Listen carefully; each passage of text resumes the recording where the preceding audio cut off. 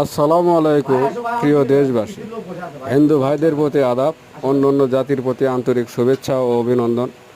বাংলাদেশে এই প্রথম কামারি কাজের পাওয়ার হ্যামারিং মেশিন। এই মেশিনটি পুরো বাংলাদেশে কুরিয়ার সার্ভিসের মাধ্যমে ডেলিভারি দেওয়া হয়। আর এই মেশিনটার প্রাইস 1,50,000 টাকা।